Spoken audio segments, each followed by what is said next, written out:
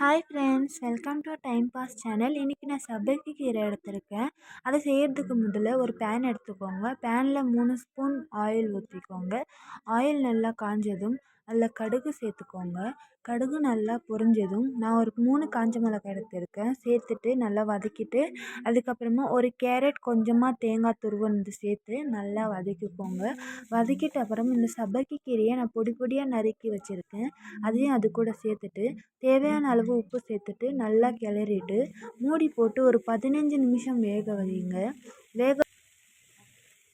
வேக வச்சுருங்க. அதுக்கப்புறம் சைடில் பார்த்தோன்னா எங்கள் தங்கச்சி பாத்திரம் கழுவின்னு இருந்தால், அதுக்கப்புறம் நான் சைடு பை சைடாக தோசை ஊற்ற ஆரம்பிச்சிட்டேன். இன்றைக்கி நைட்டுக்கு டின்னர் தோசையும் சப்பைக்கு கீரை பொரியலும்.